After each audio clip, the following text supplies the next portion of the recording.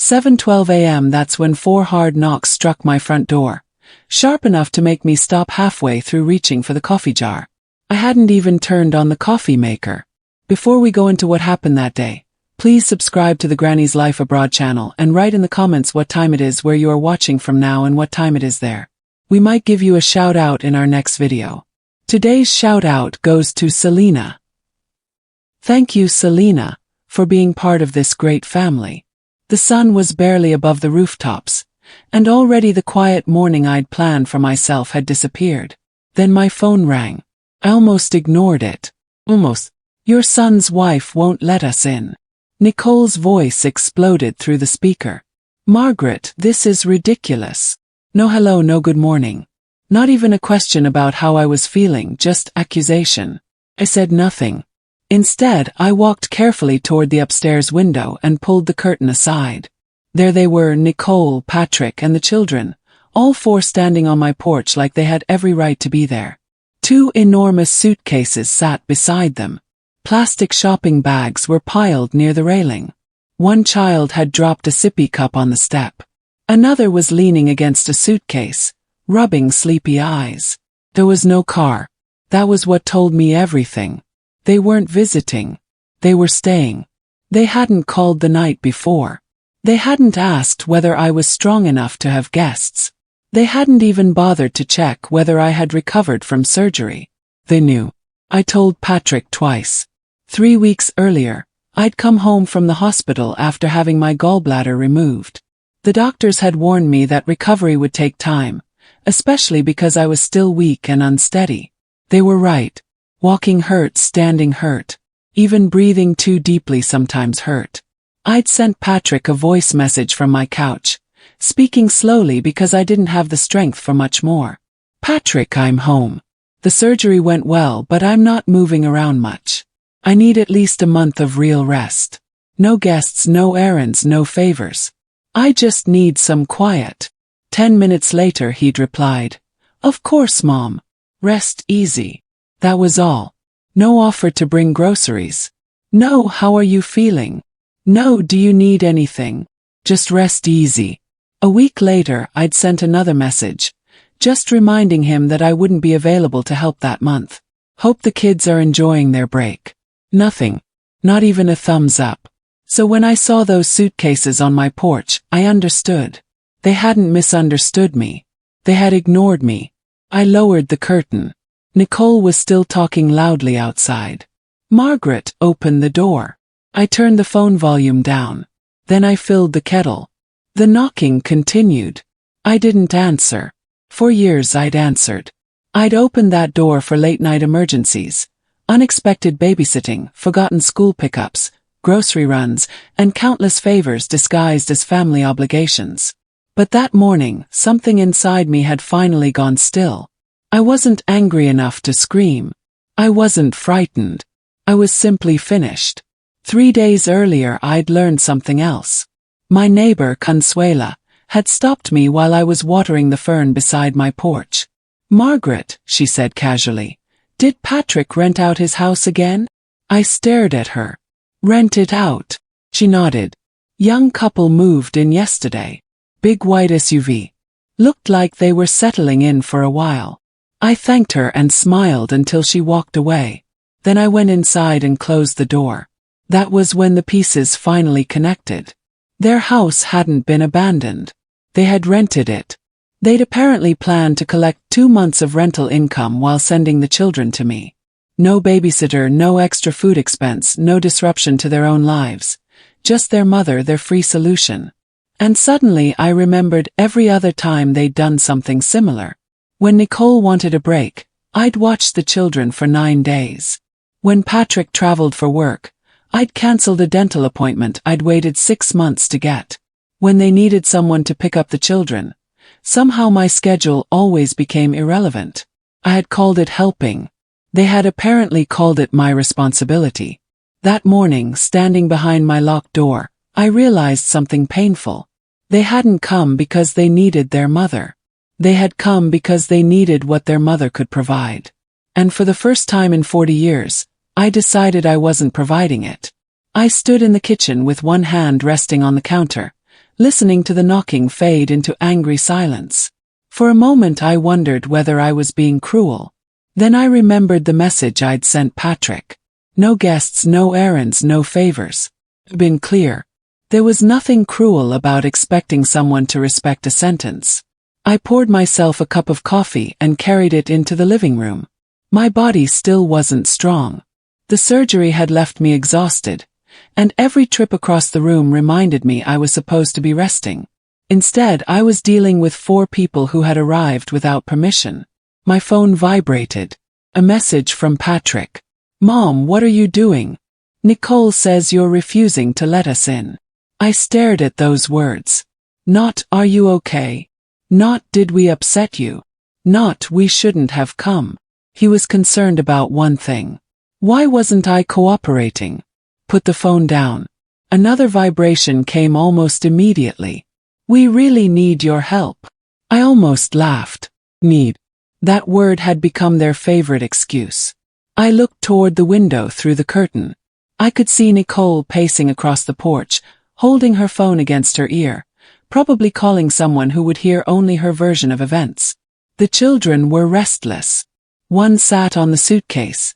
Another was drawing on the pavement with blue chalk. Patrick stood several feet away, hands in his pockets, staring at the ground.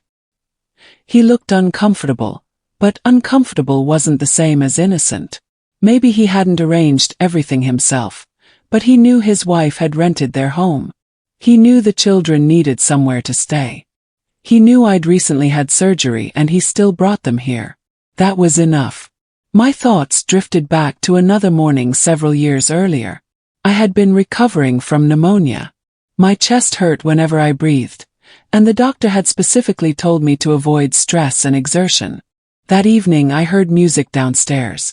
At first I thought I was imagining it. Then came laughter, glasses clinking, footsteps. I pulled the blanket around my shoulders and slowly walked into the living room. There were nearly a dozen people inside my house. Nicole had invited co-workers over. My furniture had been pushed against the walls. A folding table covered the center of the room. Pizza boxes were stacked beside my fireplace, and someone had placed an open bottle of wine beside my orchid. Nicole looked at me and smiled. "Oh, you're awake." I remember staring at her. "I thought you were resting," she added. I wanted to ask why she hadn't considered that before filling my house with strangers. Instead, I looked at Patrick. He was standing near the fireplace. He saw my pale face. He saw the blanket around my shoulders. He heard my breathing. And he said nothing. Later, after everyone had left, I found him in the kitchen. "Why didn't you say something?" He rubbed the back of his neck. "Mom, it wasn't a big deal." That sentence stayed with me. Not because the party mattered, because it revealed something. If my discomfort inconvenienced him, he preferred pretending it didn't exist. I returned to the present and looked at the front door. The knocking started again. This time I didn't move. My phone rang. Patrick answered. "Mom, seriously." "Seriously what? You're making this impossible." "No," I said quietly. "You made it impossible when you brought 4 people to my house after I told you I couldn't have guests. We didn't know what else to do. You rented your house." Silence. I heard his breathing change. "How did you?" Consuela saw the renters. Another silence. Then he lowered his voice. "Mom, it was temporary. So is everything when you want something from me. That's not fair. Neither is this." He sighed. "You're really going to leave us outside?" I looked at the locked door. I've spent 40 years opening that door. And now I'm learning how to keep it closed. He didn't answer. For several seconds neither of us spoke. Then he said, "This is family." Closed my eyes. Then family should know better. I ended the call.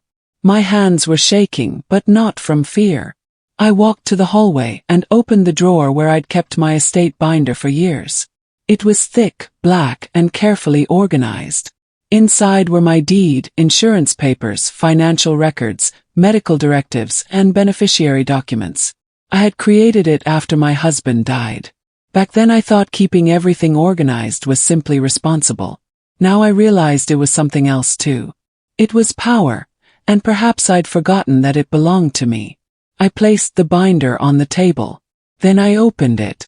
I turned to the beneficiary section. There was Patrick's name, my son, the person I'd once assumed would always protect me, because I had spent my entire life protecting him. Beside his name was Nicole's. Underneath hers was a note concerning the children's future. I had arranged everything carefully. College funds, emergency accounts, guardianship instructions, medical decisions. I had believed I was building security for the family. But looking at those names that morning, I felt something different. Felt foolish. Not because I'd loved them, but because I'd confused love with unlimited access. My phone buzzed again. This time it was Nicole. I let it ring. Then another message appeared. The children are tired. This is unnecessary. I stared at it for several seconds.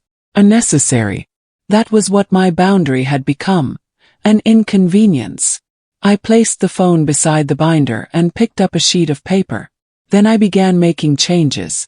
I removed Patrick as the person authorized to make certain medical decisions for me. I chose Bethany instead. She was my neighbor, but more importantly, she had shown me something my own family hadn't shown me. Reliability.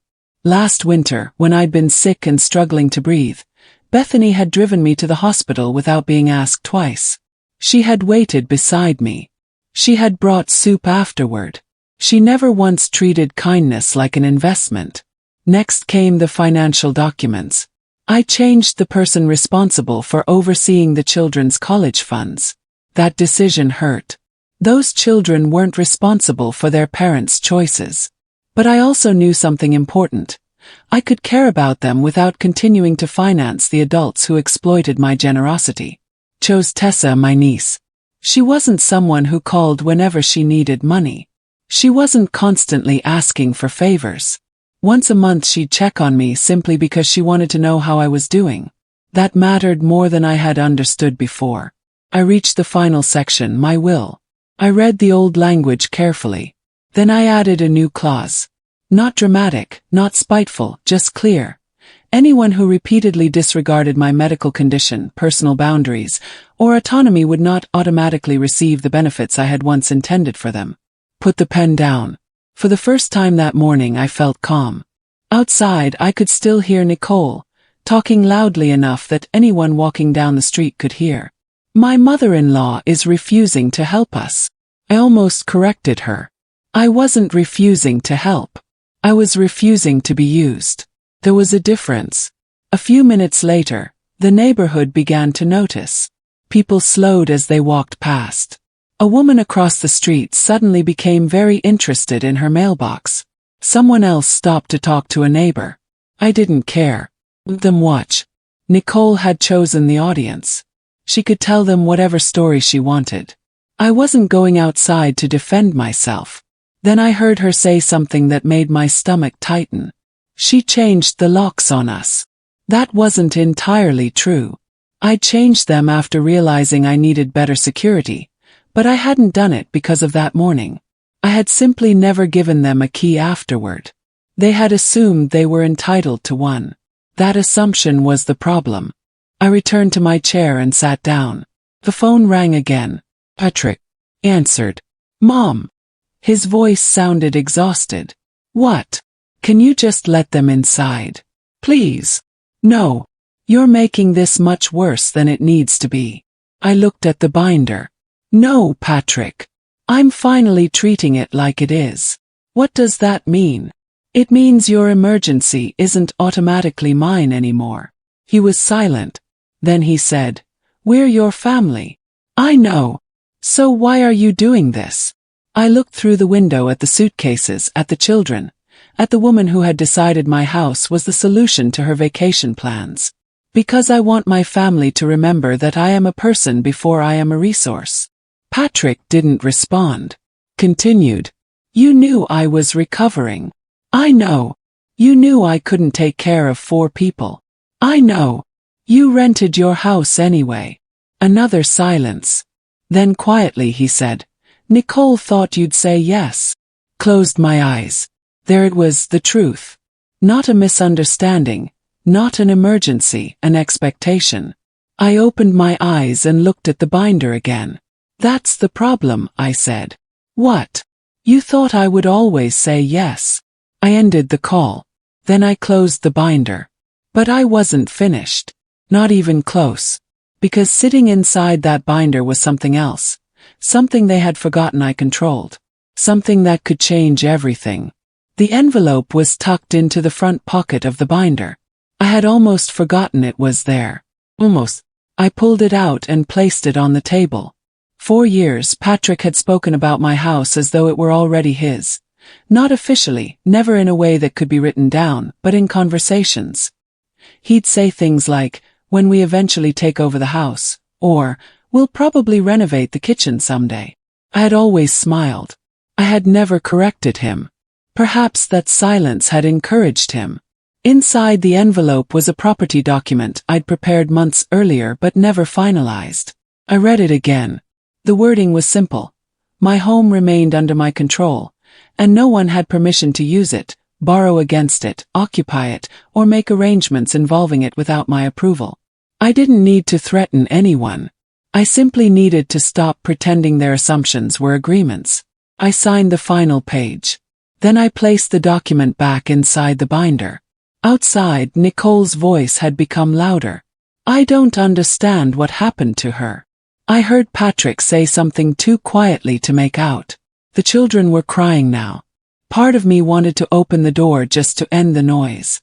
That old instinct was powerful. Fix it, calm everyone down, make everyone comfortable, take the blame if necessary. I've been doing that for decades. But this time I stayed seated. My phone rang. Nicole answered. You said you'd help with the children, she snapped. I never said that. You always do. I used to. What is that supposed to mean? It means things have changed. She laughed bitterly. You're punishing us because you're angry. No. Then what is this? A boundary. You've lost your mind. Took a breath. No. I'm finally listening to it. She went quiet. You know what this does to the kids? She asked. Yes. Then how can you do this? I looked at the family photographs hanging across the room. Pictures of Patrick as a little boy, his first school day, his graduation, his wedding, the children when they were babies. I loved them. That had never been the problem. The problem was that everyone had learned to use my love as leverage. I care about the children, I said. But caring about them doesn't mean allowing you to make decisions for my life without asking me. You're being selfish. Maybe. Pause. But I'm finally being selfish about something that should have belonged to me all along. She hung up. I expected another call. It didn't come. Instead, 2 hours later, an email appeared. It was from the school. The subject line was about the children's upcoming tuition arrangements. Opened it. The scholarship I'd been funding would no longer continue under the existing arrangement. I stared at the screen. This was the hardest decision I'd made all day. The children hadn't done anything wrong. But I also knew that if I continued paying every bill, nothing would change. Their parents would learn that even my boundaries came with exceptions. I couldn't do that anymore. I sent a short response. No anger, no explanation. Just confirmation that the financial arrangement needed to be reassessed. Then I closed my laptop. A few minutes later, Patrick called. His voice was different this time. Mom, did you cancel the school money? I changed the arrangement. You can't do that. I can. Those are the kids. I know. You're putting them in the middle. No, Patrick. You put them in the middle when you made my support part of your family's financial plan. He didn't answer. Continued. I have spent years making sure your family never went without. I paid for things because I wanted to help, not because you were entitled to them.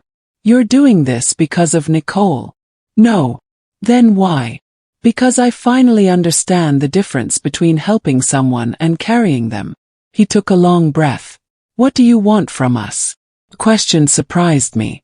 I almost laughed. I don't want anything. Then what? I want you to go home. We can't. You can. Nicole rented the house. That was her decision. We don't have anywhere to stay. You do. He went silent.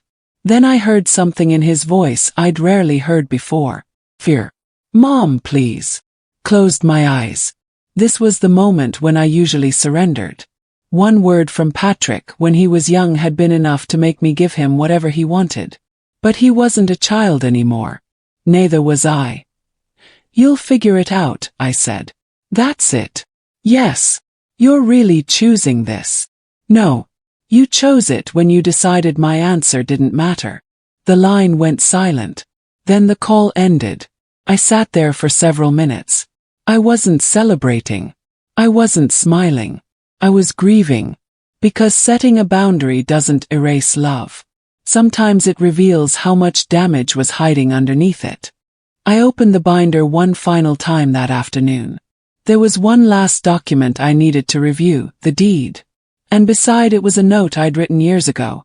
This home is for my peace. I read those words twice. Then I finally understood what they meant. Not someday. Not after everyone else was comfortable. 3 days passed. No knocks, no phone calls, no messages. The silence felt strange at first.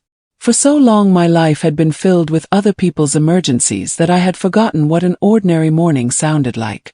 No one shouting from the hallway. No child asking where the snacks were. No Nicole calling because she needed a favor, just this once. No Patrick asking me to rescue him from a problem he had helped create. Just birds outside my window, the refrigerator humming, and the quiet ticking of the clock above my kitchen door. I made coffee and carried it to my favorite chair. For the first time in weeks, I wasn't thinking about how long I could stand before my body started hurting. I wasn't preparing for someone else's arrival. I wasn't waiting for another demand. I was simply sitting. And it felt wonderful. My recovery was improving slowly. I still needed my cane, but I could walk farther than before. I could prepare simple meals without needing to sit down halfway through. Most importantly, I was beginning to trust my own decisions again. That afternoon, Bethany stopped by. She brought a small container of soup and placed it on the counter. How are you? Better. She smiled. Good. She didn't ask about Patrick. She didn't ask about the argument. She didn't ask whether I'd changed my mind. That was why I trusted her. She cared without demanding access. After she left, I returned to the hallway drawer and took out my binder. I opened it on the kitchen table. The documents I'd changed were still there. My new medical representative, the updated financial instructions, the property paperwork, the revised estate plan. Everything was in order. I stared at the pages for a long time. Then I realized something. I wasn't trying to punish Patrick. I was trying to make sure I never again became dependent on someone who didn't respect my decisions. There was a difference. My phone rang. Patrick. I watched his name appear on the screen. For a moment I considered ignoring it. Instead I answered. Hello, Mom. His voice was quieter. How are you? I almost didn't recognize the question. I'm doing better. Good. Pause followed. Then he said, we're back home. Found another place for the kids during the day. That's good. Another pause. Mom, I know you're angry. I was angry. I looked at the binder. Now I'm tired. I didn't realize how bad things had gotten. I believed him. That was the painful part. Sometimes people don't notice the weight you're carrying because you've become so good at carrying it. I should have asked, he said. Yes. I should have listened when you said you couldn't help. Yes. He sighed. Nicole's angry. I can't control that. I know. The silence between us wasn't hostile anymore. It was simply unfamiliar. Are you changing everything? He asked. I knew what he meant. Yes. All of it. The things that need changing. He was quiet. Does that mean I won't inherit the house? Closed my eyes. There it was. Even now. Not are we okay? Not can I make things right? The house. The house isn't a reward, I said. I know. No, Patrick. I don't think you do. He didn't argue. Continued.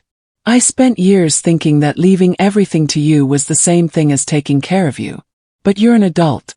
You have your own family, your own responsibilities. I understand. I hope you do. Another pause. Then he said, "Can I visit you sometime?" I looked around my quiet kitchen. Not yet. He sounded disappointed. "Okay. When I'm ready, I'll call you." "All right." He hung up. I placed the phone on the table. For the first time I didn't feel guilty. That surprised me. I'd spent years believing that saying no meant I was hurting someone. Now I understood something different. Sometimes saying no is the only way to stop resentment from replacing love. I closed the binder. Then I noticed the envelope I'd been carrying around for days. The final property document. I opened it one more time. Everything was clear. My home remained mine. My decisions remained mine. My future remained mine. I signed the last page. Then I placed the document inside the binder and closed the cover. Outside, the afternoon light stretched across the lawn. The house looked exactly the same. But I didn't. For years I'd believed peace meant keeping everyone else happy. Now I knew better. Peace meant being able to sit in your own home without waiting for someone to tell you what you owed them. I carried the binder back to the drawer and locked it away. I looked at it one last time. Then I smiled, not because I had won but because I had finally stopped losing. The next morning I woke before sunrise. For the first time in weeks, I didn't wake up wondering who needed something from me. I didn't reach for my phone. I didn't check the driveway. I didn't listen for footsteps outside. I simply stayed in bed and listened to the quiet. Then I smiled. There was something almost strange about having nothing to fix. I eventually got up, made coffee and opened the curtains. The street looked ordinary. Delivery truck rolled past. A dog barked somewhere nearby. A woman walked toward the corner carrying a grocery bag. Nothing dramatic, nothing urgent. Just life. I carried my coffee to the living room and sat beside the window. The binder was still in the hallway drawer. I knew exactly where it was. For years I'd treated those documents as something that existed for everyone else. My son, his wife, the grandchildren, the future. But now I understood that those papers were about me too. My wishes, my property, my money, my medical decisions, my life. And there was nothing selfish about having control over them. Around noon my phone buzzed. A message from Patrick. "I hope you're okay." I read it twice. Then I typed, "I'm getting better. I hope you are too." I didn't add anything else. No invitation, no apology, no promise. Just the truth. A few minutes later he replied, "I am. We should talk sometime." I smiled faintly. "When I'm ready." This time there was no argument, no guilt. Just, "Okay, Mom." Put the phone down. Maybe that was how healing began. Not with some dramatic reunion. Not with everyone suddenly understanding everything, but with people learning that your boundaries were real. I went back to the kitchen and opened the drawer. The binder was waiting. I pulled it out and placed it on the table. For a moment I considered everything that had happened. The unexpected arrival, the suitcases, the children crying outside, Nicole's accusations, Patrick's excuses, the financial decisions, the property paperwork.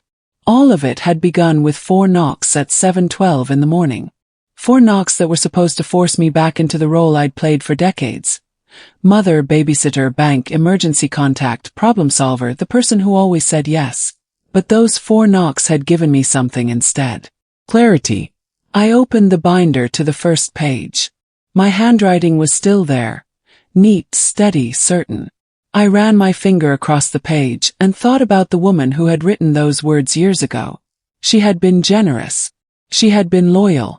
She had been terrified of disappointing the people she loved. I didn't hate that woman. I understood her. She had done the best she could with what she knew. But I knew more now. Love didn't require surrender. Family didn't mean unlimited access. And being a mother didn't mean remaining responsible for an adult child's choices forever. I closed the binder. Then I carried it back to the drawer. I locked it, not because I was afraid of anyone, but because some things deserved to remain mine. I walked to the front door. My hand rested on the deadbolt. For a second I remembered Nicole standing outside, the suitcases, the accusations, the expectation that eventually I would give in. I almost felt sorry for the woman I had been before that morning. Almost. Then I opened the door. The porch was empty. No children, no luggage, no angry voices. Just sunlight. I stepped outside carefully, leaning on my cane. The air was warm. I watered the fern beside the steps. Then I sat in the chair I'd kept there for years but rarely used. I took my book from the table beside me. The page I'd marked was still waiting. Began reading slowly, peacefully. No interruptions, no demands, no guilt. And for the first time in a very long time, I didn't feel like I was waiting for my real life to begin. This was my real life. This house was mine. This time was mine. This choice was mine. And if my family wanted a place in my future, they would have to enter it through a door they could no longer force open. They would have to knock. And this time I would decide whether to answer.